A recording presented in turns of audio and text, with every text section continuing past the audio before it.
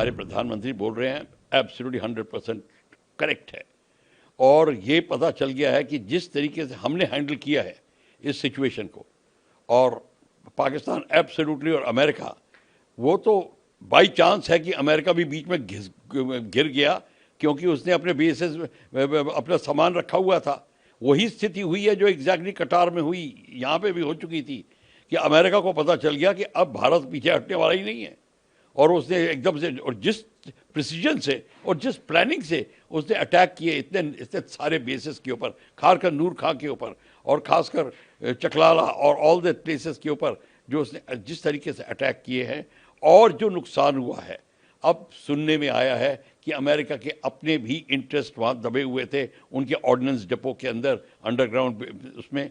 तो इसको लेकर अमेरिका ने जो कि ऐलान किया है, हाँ, वो अब क्लियर हो गया दुनिया को कि ये भारत को पाकिस्तान ने अप्रोच किया था।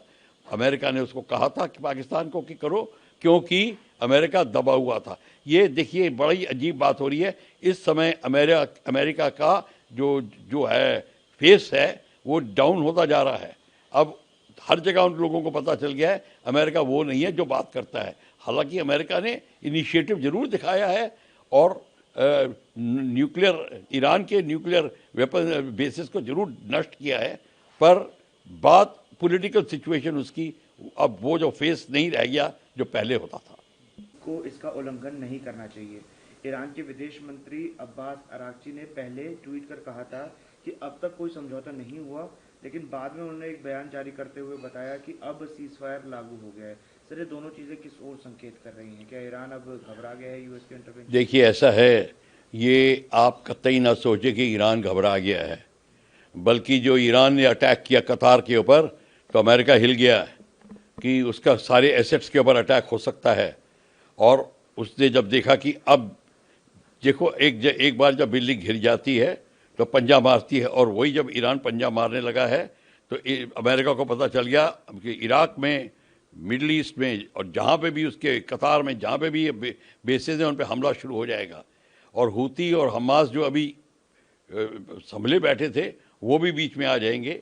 तो इसलिए अमेरिका ने एकदम से वही ट्वीट किया कि मैं सीज फायर करवाना चाहता हूँ। खमीनी सीज फायर की इंतज़ार कर रहा था, पर वो फेस सेविंग के लिए कर रहा था। वो ये नहीं कि माफ़ी मांगेगा कुछ, पर वो चाहता था कि ऐसी जब हो बात, मतलब सांप भी मर जाए लाठी भी ना टूटे, लड़ाई भी रुक जाए, उसे माफ़ी भी ना मांगनी पड़े, और वही हुआ। अब वही स्थिति आ गई है। अब सीज फायर हो गया है। उसने अनाउंस करने के बाद भी हमला करके दिखा दिया, और उसके बाद में अब वो सीज फायर कर रहा है।